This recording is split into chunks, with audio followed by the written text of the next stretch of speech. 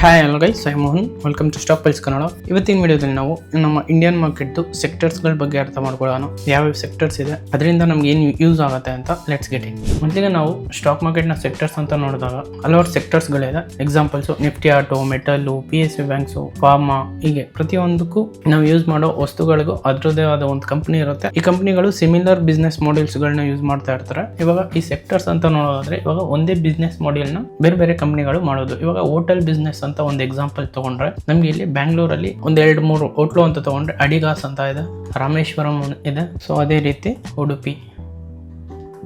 So ಇಲ್ಲಿ 3 company ಓನರ್ಸ್ಗಳು different, but business model ಒಂದೇ ಇರೋದು ಫುಡ್ ಬಿಸ್ನೆಸ್. ಇಲ್ಲಿ ಕಸ್ಟಮರ್ಸ್ಗಳಿಗೆ ಫುಡ್ನ ಸರ್ವ್ ಮಾಡ್ತಾರೆ. ಇದು ಎಕ್ಸಾಂಪಲ್. ಇವಾಗ ನಾವು ಫುಡ್ ಸೆಕ್ಟರ್ ಅಂತ ಅನ್ಕೊಳ್ಳೋಣ. ಎಕ್ಸಾಂಪಲ್ಸ್ ಇವಾಗ ಆಟೋ ಅಂತ ತಗೊಂಡ್ರೆ ನಾವು ಇಲ್ಲಿ ಥಾರ್ ನೋಡಿದ್ದೀವಿ, ಅದು ಯಾವುದು M&M ಕಂಪ್ನಿದು. ಅದೇ ರೀತಿ ಟಾಟಾ ನೆಕ್ಸಾನ್ ಅಂತ ತಗೊಂಡ್ರೆ ಅದು ಟಾಟಾ ಕಂಪ್ನಿ. ಸೊ ಅದೇ ರೀತಿ ಯಾವುದೋ ಒಂದು ಮೆಡಿಸಿನ್ ಅಂತ ತಗೊಂಡ್ರೆ ಅದರದ್ದು ಇವಾಗ ಸಿಪ್ಲಾ ಅಂತ ಎಕ್ಸಾಂಪಲ್ ತಗೊಳ್ಳೋಣ. ಸೊ ಅದೇ ರೀತಿ ಇವಾಗ ಜಿ ಕನ್ನಡ ಅಂತ ತಗೊಂಡ್ರೆ ಅದು ನಿಫ್ಟಿ ಮೀಡಿಯಾದಲ್ಲಿ ಬರುತ್ತೆ. ಅದೇ ರೀತಿ HDFC ಅಂತ ಬ್ಯಾಂಕ್ ತೊಗೊಂಡ್ರೆ ಸೊ ಅದು ನಮಗೆ ಪ್ರೈವೇಟ್ ಬ್ಯಾಂಕಲ್ಲಿ ಬರುತ್ತೆ. ಇವಾಗ ಒಂದಷ್ಟು ಬ್ಯಾಂಕ್ಗಳು ಲೋನ್ಗಳನ್ನ ಕೊಡುತ್ತೆ. ಬಜಾಜ್ ಫಿನಾನ್ಸ್ ಆಗಿರ್ಬೋದು, ಬಜಾಜ್ ಫಿನ್ಸರ್ವ್ ಆಗಿರ್ಬೋದು, PFC, REC. ಸೊ ಈ ರೀತಿ ಸ್ಟಾಕ್ಗಳು ನಮಗೆ ಇಲ್ಲಿ ಬರುತ್ತೆ. ಅದೇ ರೀತಿ FMCG ಅಂತ ಬಂದರೆ ITC ಬರುತ್ತೆ. ಈ ITC ಕಂಪ್ನಿದು ಪ್ರಾಡಕ್ಟ್ಗಳು ಎಕ್ಸಾಂಪಲ್ ತೊಗೊಂಡ್ರೆ ಈ ಸಿಗರೇಟ್ಸ್ಗಳು, ಅದೇ ರೀತಿ ಆಟ, ಸೊ ದಿನನಿತ್ಯ ಯೂಸ್ ಮಾಡುವಂಥ ಬಿಸ್ಕೆಟ್ಸು, ಅದು ಇದು, ಈ ರೀತಿ FMCG ಸೆಕ್ಟರಲ್ಲಿ ಬರುತ್ತೆ. ಇದು ಪ್ರತಿದಿನ ನಿತ್ಯ ಯೂಸ್ ಮಾಡುವಂಥದ್ದು. ಅದೇ ರೀತಿ IT ನಾವು ಕೆಲಸ ಮಾಡೋ ಕಂಪ್ನಿಗಳು TCS, ಇನ್ಫೋಸಿಸ್. ಇಲ್ಲಿ ಎಕ್ಸಾಂಪಲ್ಸು ಆಟೋ ಸೆಕ್ಟರ್ ಅಂತ ತಗೊಂಡ್ರೆ M&M, ಟಾಟಾ, ಈ 2 ಕಂಪ್ನಿಗಳು ಎಂಡ್ ಯೂಸರ್ಸ್ಗೆ ಇವರು ಕಾರ್ಗಳನ್ನ ಸೇಲ್ ಮಾಡೋದು. ಬಟ್ ಕಂಪ್ನಿಗಳು ಬೇರೆ ಬೇರೆ, ಅವ್ರದ್ದೇ ಆದ ಬಿಸ್ನೆಸ್ ಮಾಡೆಲ್ಸ್ ಇರುತ್ತೆ, ಅವ್ರದ್ದೇ ಆದ ಕಾರ್ದು ಸ್ಟ್ರೆಂತು, ಡಿಸೈನ್ಸು, ಫೀಚರ್ಸು ಈ ರೀತಿ ಇರುತ್ತೆ. ಸೊ ಇಲ್ಲಿ ಸಿಂಪಲ್ ಆಗಿ ಹೇಳ್ಬೇಕಂದ್ರೆ ಬಿಸ್ನೆಸ್ ಮಾಡೆಲ್ ಒಂದೇ ಇರುತ್ತೆ. ಇಲ್ಲಿ ಬೇರೆ ಬೇರೆ ಕಂಪ್ನಿಗಳು ಅವ್ರವ್ರ ಪ್ರಾಡಕ್ಟ್ನ ಅವ್ರವ್ರ ಆಡಿಯನ್ಸ್ಗೆ ತಕ್ಕಂತೆ ಸರ್ವ್ ಮಾಡೋಂಥ ಪ್ರಾಡಕ್ಟ್ಸ್ಗಳಾಗಿರುತ್ತೆ. ಸೊ ಈ ಮಾರ್ಕೆಟ್ ಸೆಕ್ಟರ್ಸ್ ನಮಗೆ ಈ ಆಸ್ ಅ ಟ್ರೇಡರ್ ಆಗಿ, ಇನ್ವೆಸ್ಟರ್ ಆಗಿ ನಮಗೆ ಯಾವ್ಯಾವ ಸೆಕ್ಟರ್ಸ್ಗಳು, ಯಾವ್ಯಾವ ಸ್ಟಾಕ್ಸ್ಗಳು ಬುಲ್ಲಿಶ್ ಇದೆ ಅಂತ ನಮಗೆ ಇನ್ವೆಸ್ಟ್ಮೆಂಟ್ ಮಾಡಲಿಕ್ಕೆ ಇನ್ವೆಸ್ಟರ್ಸ್ಗೆ ಯೂಸ್ಫುಲ್ ಆಗುತ್ತೆ. ಹಾಗಾಗಿ ಸೆಕ್ಟರ್ ಬಗ್ಗೆ ತಿಳ್ಕೊಂಡಿರಬೇಕು. ಇನ್ನು ನಮ್ಮ ಇಂಡಿಯಾದ ಮೇಜರ್ ಸೆಕ್ಟರ್ಸ್ಗಳು ಅಂತ ತಗೊಂಡ್ರೆ IT and technology, bank and finance. ಅದರಲ್ಲೂ ಈ ಬ್ಯಾಂಕ್ ಆ್ಯಂಡ್ ಫೈನಾನ್ಸು ತುಂಬ ಇಂಪಾರ್ಟೆಂಟ್ ಆಗುತ್ತೆ. ಯಾವುದೇ ಒಂದು ಬಿಸ್ನೆಸ್ ಆಗಿರಲಿ ಅಥವಾ ಯಾವುದೇ ಒಂದು ಕಂಪ್ನಿಲಿ ಕೆಲಸ ಮಾಡೋರಿಗೆ ಸ್ಯಾಲ್ರಿ ಕೊಡೋದಾಗಿರಲಿ, ಪ್ರತಿಯೊಂದಕ್ಕೂ ಟ್ರಾನ್ಸಾಕ್ಷನ್ಸ್ಗಳು ಬ್ಯಾಂಕಿಂದ ನಡೆಯೋದ್ರಿಂದ, ಅಥವಾ ಯಾವುದೇ ಒಂದು ಲೋನು, EMI ಅಂತ ಬಂದಾಗ ಫಿನಾನ್ಸ್ ಸೆಕ್ಟರ್ಗಳು ತುಂಬ ಇಂಪಾರ್ಟೆಂಟ್ ಆಗುತ್ತೆ. ಸೊ ಇದು ಬ್ಯಾಂಕಿಂಗ್ ಸೆಕ್ಟರ್ಗಳು ಪ್ರತಿಯೊಂದು ಬಿಸ್ನೆಸ್ಗೂ ಇಂಟರ್ಲಿಂಕ್ ಆಗಿರೋದ್ರಿಂದ ತುಂಬ ಇಂಪಾರ್ಟೆಂಟ್ ಆಗಿರುತ್ತೆ. ಅದೇ ರೀತಿ ಫಾರ್ಮಾ, ಒಂದು ಜ್ವರ, ನೆಗಡಿ ಅಂತ ಬಂದ್ರೆ ಮೆಡಿಕಲ್ ಸ್ಟೋರ್ಗೆ ಟ್ಯಾಬ್ಲೆಟ್ಸ್ಗಳು ತಗೋತೀವಿ. ಸೊ ಅದನ್ನ ಪ್ರೊಡ್ಯೂಸ್ ಮಾಡುವಂತ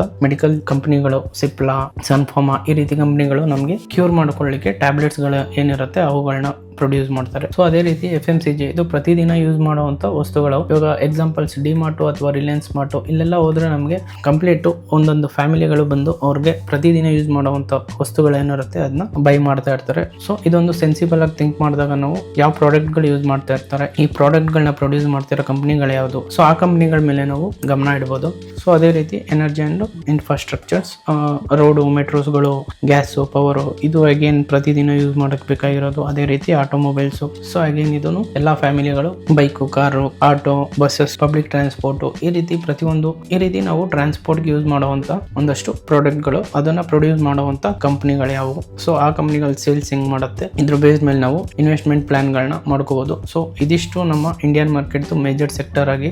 ಸೊ ಇದ್ರ ಜೊತೆ ಇನ್ನೂ ಒಂದಷ್ಟು ಸೆಕ್ಟರ್ಸ್ ಗಳಿದೆ. ಇದರಲ್ಲಿ ಫಿಲ್ಟರ್ ಅಂತ ಮಾಡಿದಾಗ ಒಂದಷ್ಟು ಮೇಜರ್ ಸೆಕ್ಟರ್ಸ್ ಅಂತ ನೋಡಿದಾಗ ನಾವು ಈ ಸೆಕ್ಟರ್ಸ್ ಗಳನ್ನ ನೋಡಬಹುದು. ನಿಮ್ಗೆ ಇಲ್ಲಿ ನೆಕ್ಸ್ಟ್ ಸೆಕ್ಟರ್ ಏನಕ್ಕೆ ಇಂಪಾರ್ಟೆಂಟ್ ಆಗುತ್ತೆ ಅಂತ ನೋಡಿದಾಗ, ಇವಾಗ ನಮ್ಮ ಹತ್ರ ಒಂದಷ್ಟು ಅಮೌಂಟ್ ಇದ್ರೆ ಅದನ್ನು ಒಂದೇ ಸ್ಟಾಕ್ ಗಳಿಗೆ ಹಾಕಿದಾಗ ರಿಸ್ಕ್ ಜಾಸ್ತಿ ಇರುತ್ತೆ. ಆ ಸ್ಟಾಕ್ ಬಿದ್ದಾಗ ನಮ್ಮ ಅಮೌಂಟ್ ಜಾಸ್ತಿ ಬೀಳುತ್ತೆ ಅಂಡ್ ಲಾಸಸ್ ಜಾಸ್ತಿ ಆಗುತ್ತೆ. ಸೊ ಇದು ಡೈವರ್ಸಿಫಿಕೇಶನ್ ಮಾಡಕ್ಕೆ ಇಂಪ್ರೂವ್ ಮಾಡುತ್ತೆ. ಅಂಡ್ ಒಂದು ಮಾರ್ಕೆಟ್ ಅಪ್ ಟ್ರೆಂಡ್ ಅಲ್ಲಿ ಇದ್ದಾಗ ಯಾವ ಸೆಕ್ಟರ್ಸ್ ಗಳು ಬುಲ್ಲಿಶ್ ಇದೆ ಅನ್ನೋದು ನಮಗೆ ಒಂದು ಕ್ಲಿಯರ್ ಪಿಕ್ಚರ್ ಸಿಗುತ್ತೆ ಇನ್ವೆಸ್ಟ್ಮೆಂಟ್ ಮಾಡ್ಲಿಕ್ಕೆ. Better long term investment decisions. So ಇಲ್ಲಿ ನಮಗೆ ಯಾವ ಸೆಕ್ಟರ್ಸ್ ಅಲ್ಲಿ ಕನ್ಸಿಸ್ಟೆಂಟ್ ಆಗಿ ಅಮೌಂಟ್ ಬರ್ತಾ ಇರುತ್ತೆ ಬಿಗ್ ಪ್ಲೇಯರ್ಸ್ ಇಂದ, ಬೇಸ್ಡ್ ಆನ್ ಅದ್ರ ಮೇಲೆ ನಾವು ಡಿಸಿಷನ್ಸ್ ತಗೊಂಡು ಇನ್ವೆಸ್ಟ್ಮೆಂಟ್ ಮಾಡ್ಲಿಕ್ಕೆ ಹೆಲ್ಪ್ ಆಗುತ್ತೆ.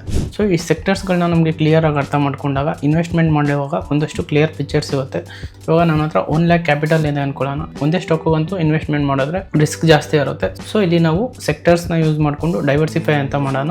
ಸೊ ನಾನು ಇಲ್ಲಿ ಈ 1 lakh ಸ್ಪ್ಲಿಟ್ ಮಾಡ್ತೀನಿ ಬೇರೆ ಬೇರೆ ಕಂಪ್ನಿಗಳಿಗೆ, ಬೇರೆ ಬೇರೆ ಸೆಕ್ಟರ್ಸ್ಗಳಿಗೆ. ಇವಾಗ ಎಕ್ಸಾಂಪಲ್ಸ್ ಅಂತ ನೋಡೋದಾದ್ರೆ ಇವಾಗ ಬ್ಯಾಂಕಿಂಗ್ ಅಂಡ್ ಫಿನಾನ್ಸ್, ಇಲ್ಲಿ 30,000 ಅಂತ ಅನ್ಕೊಂಡಾಗ ಇವಾಗ ಸೊ ಅಗೇನ್ ಇಲ್ಲಿ ನಾವು ಪ್ರೈವೇಟ್ ಬ್ಯಾಂಕ್ ಇಂದ ಒಂದು ಸ್ಟಾಕ್ ನ ತಗೋಬಹುದು. HDFC ಅಂತ ತಗೊಳ್ಳೋಣ. ಇದು ಬ್ಲೂ ಚಿಪ್ ಸ್ಟಾಕ್, ರಿಸ್ಕ್ ಕಡಿಮೆ ಇರುತ್ತೆ. ಸೊ ಇನ್ನೊಂದು ಸ್ಟಾಕ್ ಇಲ್ಲಿ ನಮಗೆ PSU ಬ್ಯಾಂಕ್ಸ್ಗಳು ಚೆನ್ನಾಗಿ ಪರ್ಫಾರ್ಮೆನ್ಸ್ ಮಾಡುತ್ತೆ. ಇಲ್ಲಿ ನಾವು ಬ್ಯಾಂಕ್ ಆಫ್ ಬರೋಡಾ ಅಥವಾ ಕೆನರಾ ಬ್ಯಾಂಕು ಈ ರೀತಿ ಯಾವುದಾದ್ರೂ ಒಂದು ಸ್ಟಾಕ್ನ ಪಿಕ್ ಮಾಡ್ಬೋದು. ಸೊ ಈ 30,000 ನಾನು ಇಲ್ಲಿ ಈ ಸ್ಟಾಕಿಗೆ 15K, ಈ ಸ್ಟಾಕಿಗೆ 15K ಅಂತ. ಸೊ ಇಲ್ಲಿ 30K ಆಯಿತು. ನೆಕ್ಸ್ಟು IT ಅಂತ ತೊಗೊಂಡಾಗ ಇಲ್ಲಿ ಅಗೇನ್ ನನಗೆ 2 ಸ್ಟಾಕ್ಸ್ನ ಐಡೆಂಟಿಫೈ ಮಾಡ್ಬೋದು. ಒಂದು TCS, ಇನ್ನೊಂದು ವಿಪ್ರೋ.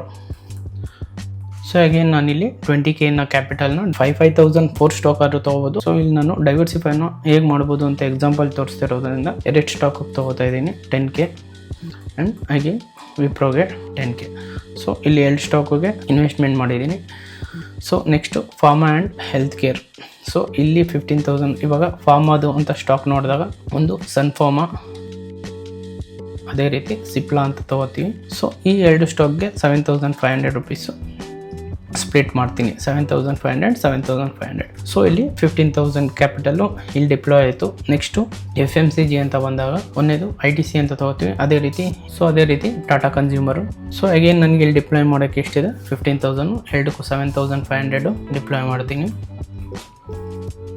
ನೆಕ್ಸ್ಟು ಆಟೋಮೊಬೈಲ್ಸ್ ಅಂತ ತೊಗೊಂಡಾಗ 10K ಇದೆ. ಇಲ್ಲಿ ಒಂದು ಟಾಟಾ ಮೋಟರ್ಸ್ ಅಂತ ತೊಗೊಳ್ಳೋಣ. ನೆಕ್ಸ್ಟು M&M ಅಂತ ತೊಗೊಳ್ಳೋಣ. 2ಕ್ಕೂ 5K ಇನ್ವೆಸ್ಟ್ಮೆಂಟ್ ಮಾಡ್ತೀನಿ. ಇನ್ನು ಕೊನೆಯದಾಗಿ ಎನರ್ಜಿ. ಸೊ ಇಲ್ಲಿ ಏನು ರಿಲಯನ್ಸು, ಇದು ಬ್ಲೂ ಚಿಪ್ ಸ್ಟಾಕ್ ಆಗಿರೋದ್ರಿಂದ ಇದಕ್ಕೊಂದು 5K and next ONGC. So ಇದಕ್ಕೆ 5K. ಸೊ ಇಲ್ಲಿ ನಂದು 1 ಲ್ಯಾಕು ಎಲ್ಲ ಸೆಕ್ಟರ್ಸ್ಗಳಿಗೂ ಎಲ್ಲ ಸ್ಟಾಕ್ಸ್ಗಳಿಗೂ ಡೈವರ್ಸಿಫೈ ಆಗಿದೆ. ಸೊ ಆಲ್ಮೋಸ್ಟು 12 ಸ್ಟಾಕ್ಸ್ಗಳಿಗೆ ಇನ್ವೆಸ್ಟ್ಮೆಂಟ್ ಮಾಡಿದ್ದೀನಿ.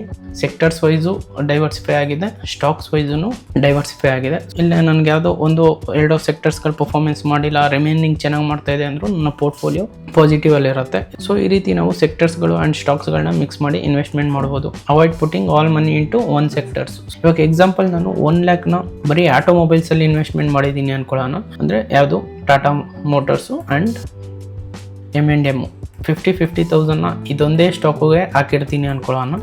ಸೊ ಇದು ಕಂಪ್ಲೀಟ್ ಸೆಕ್ಟರ್ಸು ನನಗೆ 6 ಮಂತ್ಸ್ ಅಥವಾ 1 ಇಯರ್ ಪರ್ಫಾರ್ಮೆನ್ಸ್ ಚೆನ್ನಾಗಿ ಮಾಡಿಲ್ಲ ಅಂದರೆ ನಂದು ಈ 1 ಲ್ಯಾಕ್ ಬೆಳೆಯೋದೇ ಇಲ್ಲ. ಸೊ ಡೆಡ್ ಇನ್ವೆಸ್ಟ್ಮೆಂಟ್ ಆಯಿತು, ಅಥವಾ ಅದು ಲಾಸಲ್ಲಿರುತ್ತೆ, ನ್ಯೂಟ್ರಲಲ್ಲಿದ್ದರೆ ಬ್ರೇಕ್ ಇವನ್ನಲ್ಲಿರುತ್ತೆ. ಸೊ ಆ ಪಾಯಿಂಟ್ ಆಫ್ ವ್ಯೂ ಅಲ್ಲಿ ಡೆಡ್ ಇನ್ವೆಸ್ಟ್ಮೆಂಟ್ ಆಗುತ್ತೆ. ಸೊ ಇಲ್ಲಿ ನಾವು ಡೈವರ್ಸಿಫೈ ಮಾಡಿದಾಗ ರಿಸ್ಕ್ ಕಡಿಮೆ ಇರುತ್ತೆ, ಪೋರ್ಟ್ಫೋಲಿಯೋನು ಪಾಸಿಟಿವ್ ಆಗಿರುತ್ತೆ ಆ್ಯಂಡ್ ಭಯ ಬೀಳೋ ಅವಶ್ಯಕತೆ ಇರಲ್ಲ. ಸೊ ನಮ್ಮದು ಓವರ್ ಆಲ್ ಕ್ಯಾಪಿಟಲ್ನ ರಿಸ್ಕ್ನ ಕಡಿಮೆ ಮಾಡ್ಕೊಂಡಿರ್ತೀವಿ. ಸೊ ಇದು ನಮಗೆ ಇನ್ವೆಸ್ಟ್ಮೆಂಟ್ ಮಾಡಲಿಕ್ಕೆ ಮುಂಚೆ ಈ ಸೆಕ್ಟರ್ಸ್ಗಳನ್ನ ತಿಳ್ಕೊಂಡಾಗ ಆಗೋ ಬೆನಿಫಿಟ್ಸ್ಗಳು. ಇನ್ನು ಇಲ್ಲಿ ಯಾವುದೇ ಸೆಕ್ಟರ್ಸ್ಗಳಾಗಲಿ ಅಥವಾ ಯಾವುದೇ ಸ್ಟಾಕ್ಗಳನ್ನಾಗಲಿ ಯಾವುದು ಬೈ ಆ್ಯಂಡ್ ಸೆಲ್ ರೆಕಮೆಂಡೇಶನ್ ಮಾಡ್ತಾ ಇಲ್ಲ. ಇದು ಜಸ್ಟ್ ಎಜುಕೇಷನ್ ಪರ್ಪಸ್ ಅಷ್ಟೇ. ಇನ್ನು ಈ ವಿಡಿಯೋ ಇಷ್ಟ ಆಗಿರೋ ಲೈಕ್ ಮಾಡಿ, ಶೇರ್ ಮಾಡಿ ಆ್ಯಂಡ್ ಸಬ್ಸ್ಕ್ರೈಬ್ ಮಾಡಿ. Thank you so much.